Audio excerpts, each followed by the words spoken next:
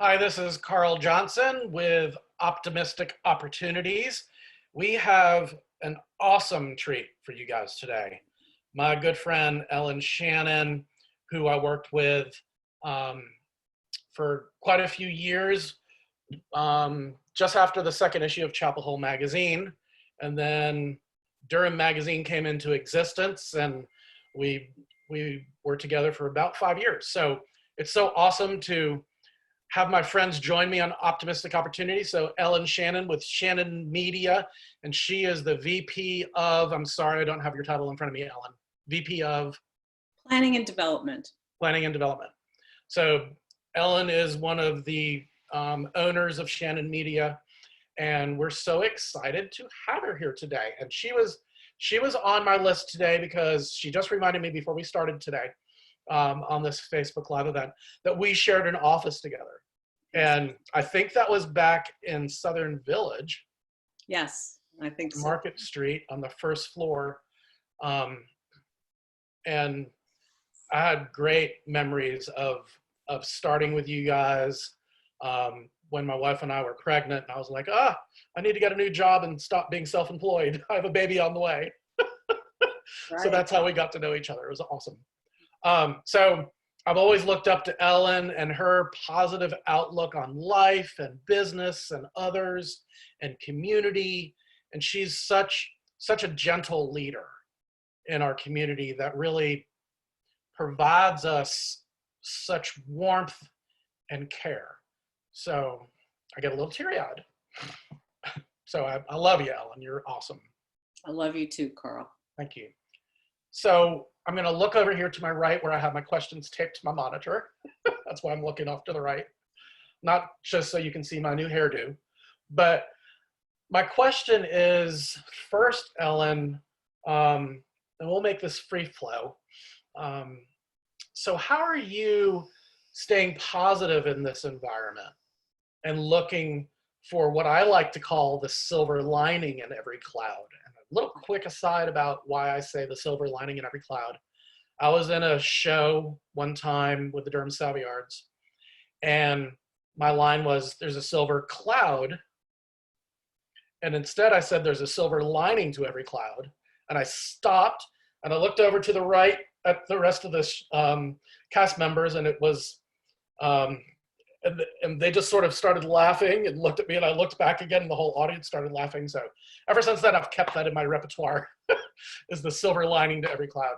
And I think that's such a great sort of introduction to this series. Is it's not just the silver cloud, it's the silver lining in that cloud as well. So ask the question again, because there's a lot of aside. How are you staying positive in this environment and looking for the silver lining in every cloud? Okay. Well, first of all, thank you so much for inviting me, Carl. It's truly a pleasure. Carl and I had so much fun sharing an office. We really did. I totally enjoyed it and getting to be an important part of each other's lives at the time. I think the first thing I'd like to say is, before we start talking about positivity, I just want to make sure everybody understands, like, I get that we are in the middle of a time where there are unbelievably great losses for people. There's some bigger than others, but everyone is experiencing losses of some kind. And I think one of the I loved this idea, Carl, because I think to stay healthy, we do need a break from thinking about those losses and the sadness of them. I'm lucky. I do a job that, sorry about He's always on call. Right. I don't know how to stop that coming over my computer. That's okay. Anyway, I think the great thing for me is I'm in a job where all we've ever done at the magazines is report about good news and talk about the good things that people are doing. And that honestly has been one of the saving graces for me. We have amazing editors at the magazine, and I get to talk to people all day long and find out about all the great things other people are doing. And, you know, I'll just list a couple of things that jumped out for me that make me feel like, you know, the best in people is coming out right now in the midst of all of this craziness. I think that some of the examples we see just shows us that the human spirit is amazing, and that the energy and the positivity that can come through people in the worst of times is really what keeps me positive, I think. There are people that are feeding others. Think about all the stories. There's even a high school senior at Riverside High School in Durham that is working with restaurants and donors to do something called Durham Neighbors Free Lunch Initiative. The school bus drivers delivering food in Chapel Hill to the kids that rely on lunch programs at school that are closed. You think about the work of like Porch and Table and Cora and the Food Bank and Interfaith Housing, and all the volunteers and the donations that people are giving of themselves to help those organizations right now. There's even people like Pittsboro Roadhouse, who is, you know, feeding 150 families at night through donations and through their own good works and donations. And I that just wows me that people are doing things like that. Obviously, healthcare workers and their families, the sacrifices that they're making, that keeps me positive. When I think if they can do that, I can try to stay positive for other people, and I can try to keep bringing like my best self to whatever meets whatever I have to do during the day. The arts, look at all the performances online, the creativity of what a lot of these people like Duke Performances, Carolina Performing Arts. It's amazing what we're able to watch online right now. And a lot of it's in quick snippets. So even if you just need a dose of positivity in the middle of your day, you can grab it. It's really amazing. ADF does dance movies. And I think it's just so, I don't know, that keeps me going. When I hear about teachers and what they're doing, teaching kids online, or even watching some of our employees or clients, I can't tell you how many calls I'm on now that there's kids on the call, and I'm enjoying that. It's fun to see the kids, but I understand how challenging that is for people that are trying to work and have to take care of their kids at the same time. And I think there's a lot more appreciation for teachers in general right now, that's for sure. Think about the innovations of businesses. I cannot believe what the folks at Acme and other people in Carrboro have come up with, creating Carrboro United, which allows all of us to support local restaurants, local farmers, and keep restaurant workers employed, which that gives me such hope that somebody was able to put that together, the people who put that together. It's absolutely amazing. I'm on the board of the Durham Tech Educational Foundation, and there were over 200 kids that needed to have computers to work remotely and keep learning. And you have generosity from people like the Coastal Credit Union people or the Triangle E-Cycling people and the Cramden Institute to get those computers together. So I think, that keeps me positive during the day. I think, the mental health aspect of it for myself personally, I'm so grateful to my Zumba teacher and all the fitness instructors out there that are giving us everything from live trainers to recorded and live classes. I don't know about you, Carl, but I'm walking like 12 miles a week, I think, at night after work, and it's been amazing.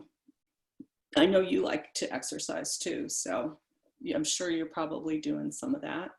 And then I do silly things, like I adore James Corden and the carpool karaoke thing. So I go to YouTube. When have I ever had time or made it a priority to watch a little bit of YouTube?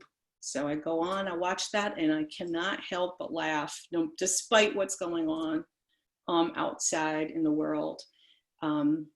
Dan has become a master chef during this time. I think I've become more of the sous chef.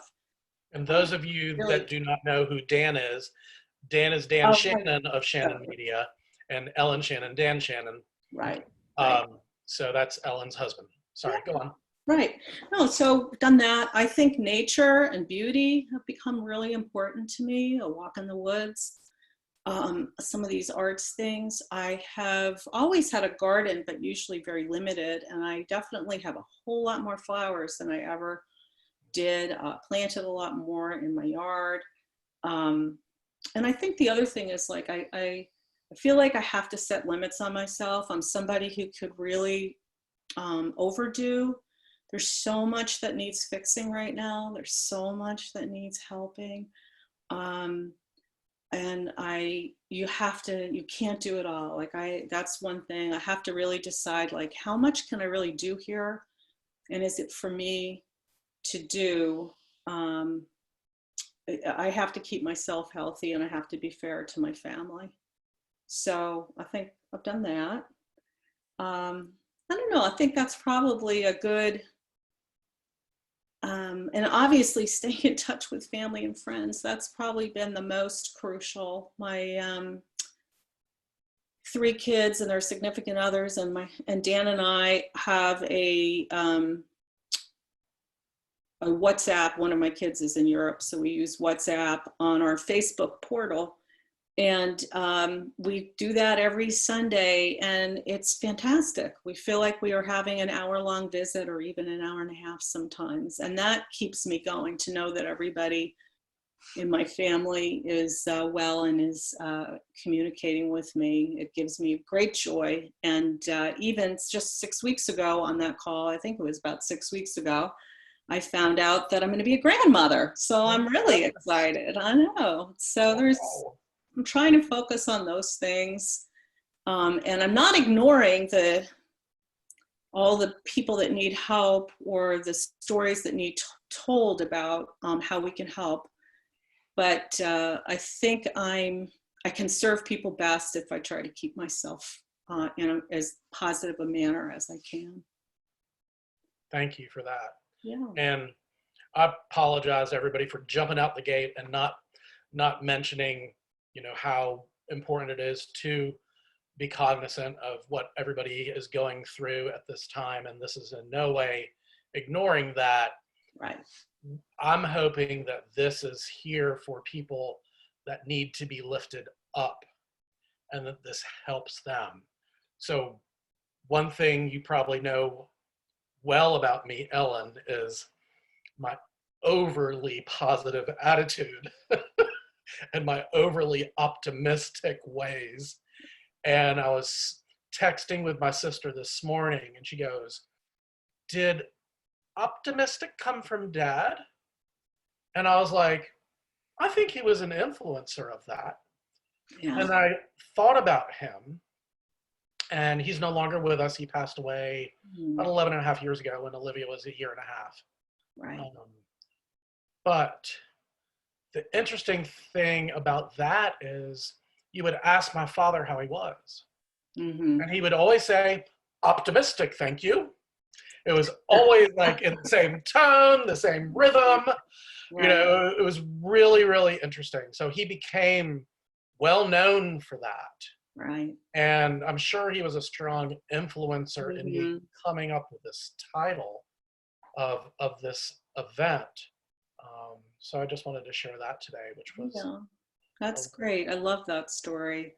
You know what else I'm getting a real kick out of, and really a lot of joy and positivity, is watching all of these people celebrate special events during this time, and trying to do, stick with the social distancing rules. But you've got babies being born, you've got people getting married, you have all these kids graduating. It's birthdays, anniversaries. I mean, I'm just wowed by seeing some of the stuff. I know we have a story upcoming in the Durham magazine about 2 residents that got married at the Duke Birthing Center, because doctors are pretty busy right now. And they did it over Zoom. And I'm just wowed by that. Or we all see the pictures of new babies being introduced to extended family members through windows. You know, I know had some pictures of that. Or teachers that get in their cars and drive to neighborhoods to just check on students practicing social distancing, or birthday parties. I know we threw one of my kids a surprise Zoom birthday party just to try to bring joy to other people during a time when we're all so isolated. And again, the human spirit and the creativity that people are experiencing doing that, like, it makes me so joyful. I'm also sad that we all can't be together, but I think it's amazing. I think the one thing that you said, which I find so interesting, and I find this as a common thread through all the different people I've been speaking to, because I'm spending time every day making sure I'm calling people and touching base with people and checking in with people and seeing how they're doing and leaving them messages or chatting with them on the phone. And one thing that I've found as this commonality between everybody that I've spoken with is they've mentioned how they feel really connected to people that they hadn't been connected to as often. So this reset, this change in how we are in this world now has opened up exactly this vehicle of video, some format of video call with people that might not be close in geographic proximity to where you are. And I've had more conversations with people in my family, and I've heard other people say the same about people that they have not been in touch with as much that live further away. They're just like, now they're just getting in touch. And how interesting that it took this for us to realize that we can use all these different video platforms, because there's many. Absolutely. You know, I think during this time, one thing I'd say for myself, I feel like I have a lot of clarity right now, if you know what I mean. I really feel like I have clarity in thought and in my priorities. And I never thought it would be possible that I could love my kids and my husband and my sibs more than I already did.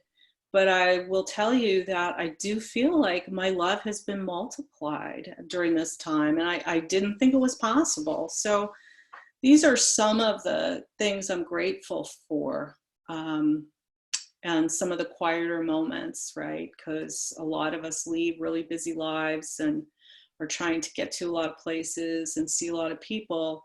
And while that is a wonderful, and I do miss doing that, I am enjoying and trying to take advantage of the clarity of thought and feeling and all right now. It's great. That's awesome. Yeah, and I want to be sensitive to everybody's time, especially yours, Ellen, because I know you're so busy. And thank you for all that you do in our community. And thank you to you and your entire team at Shannon Media. You all are amazing. Right. Before you close, I'm going to be in a lot of trouble if I don't say thank you to my entire team at Shannon Media, because I got to tell you, those are an inspirational bunch of people. They have had to redo how we think about stories, the stories we write, our covers. Our salespeople obviously have been greatly challenged to make sure they're taking great care of clients during this time and still keeping business afloat. And I couldn't be luckier to have them, and I feel very, very blessed.